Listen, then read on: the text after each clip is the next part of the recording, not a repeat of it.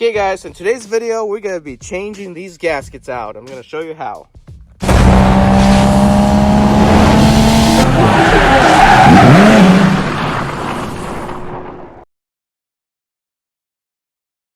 Hello guys, I'm Matty V. Welcome to the channel. If you're new to the channel, go ahead and hit the subscribe button, click the notification bell, that way you don't miss any of my videos. I literally post a video every single day, guys. And in today's video, we're going to be changing the carburetor float gaskets on a 1965 Volvo PV544 with the B20 motor with dual carb. The sports had dual carbs, the non-sports had one carb. B18, B20 has the same block, same method of changing the float gaskets, and the gaskets are exactly the same part number, so this should be very easy to change. So from the get-go, guys, you do not need to remove any fuel lines. You just got to remove the air filters and then where the carburetor float gaskets are. So link a description of why these became leaking. These carburetor float gaskets were leaking. We use cord gaskets as a temporary fix so I can get home, but that's not holding too well. It's kind of leaking through yet. So we got new fuel lines and everything. So all we need to do right now is change the carburetor float gaskets. And I'm gonna list two websites that sell them. It's Classic Volvo Restoration and IDP. They sell the carburetor float gaskets, and I'm gonna show you how simple and easy it is to change them yourself. So guys, you're gonna use a 13mm socket and a wrench, and I'm gonna show you. So let's take off the two air filters. There's a bolt here, and then there's a nut over here. On each side there's a nut, so you're gonna have to, while unscrewing, hold each nut. So let's go ahead and unscrew the air filters.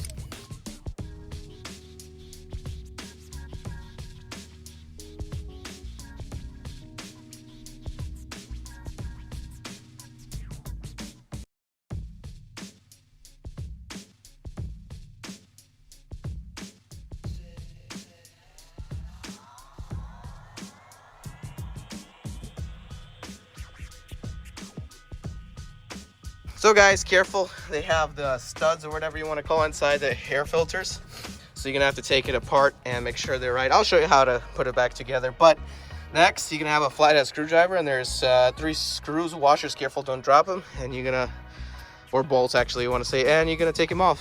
So watch this.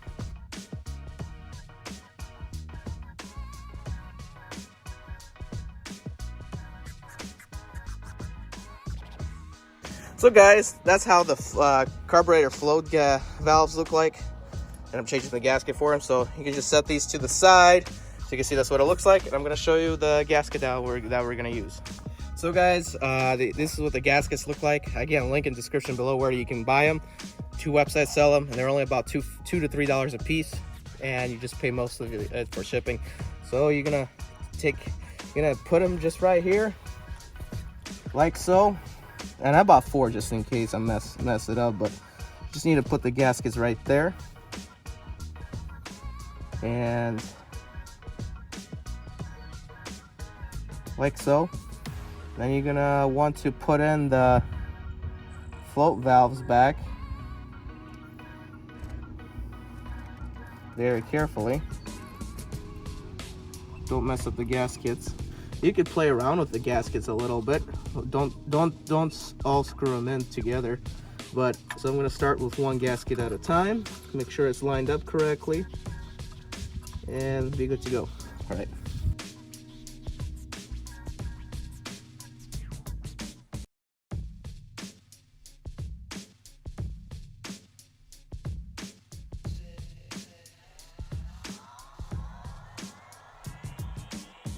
All right guys, so you definitely want to over tighten. If you have a hard time centering these gaskets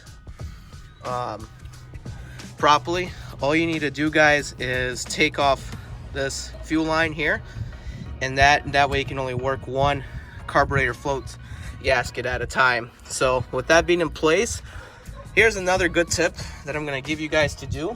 Is so this manifold right here, actually, or whatever it is, 13mm nut, tighten it down because they often get loose.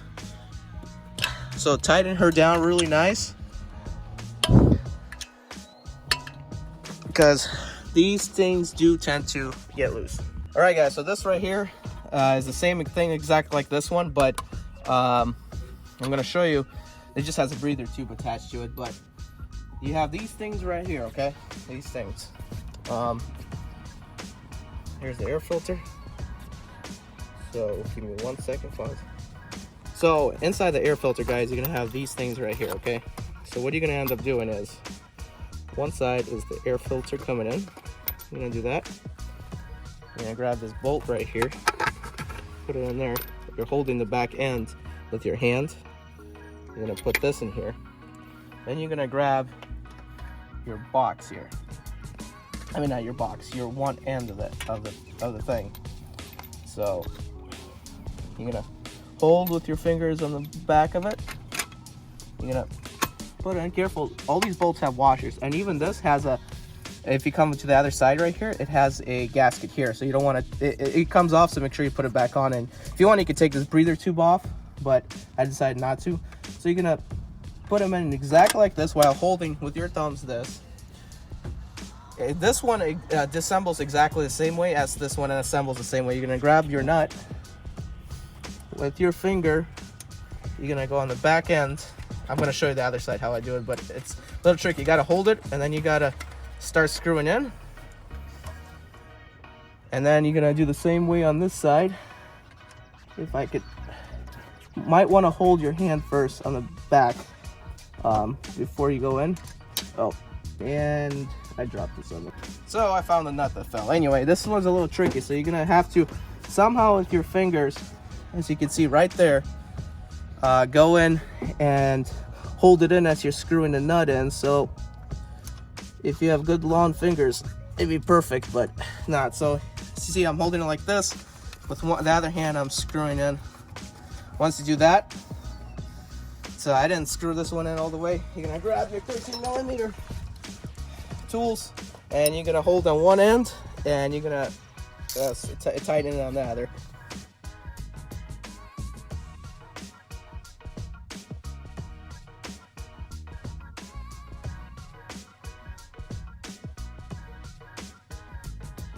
So guys, the final thing you want to do is start her up.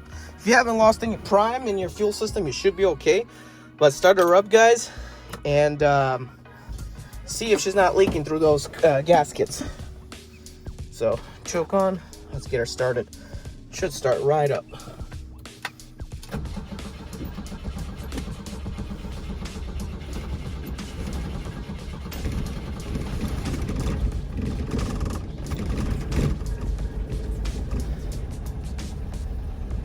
Haven't started her for a good bit, so that's why she's doing that. Let's go check her out. So guys, my gaskets weren't leaking at all. That's the good news. The bad news is my carb jet fuel line was leaking, so I had to take that off. There's another one sitting here that I'm going to show you in a different video when the parts come in, so, and when I come back from trucking. So guys, thank you for watching this video. Basically, guys, when you turn on the car, you got to watch for any fuel leaks around here. But since there is no fuel leaks, we're all good to go. Car ran beautifully, but there's a fuel leak from the carb jet. So coming to a later video to you soon. Just stay tuned and subscribe to the channel. Not canceled. Guys, I'm Eddie B. 2004 turn right.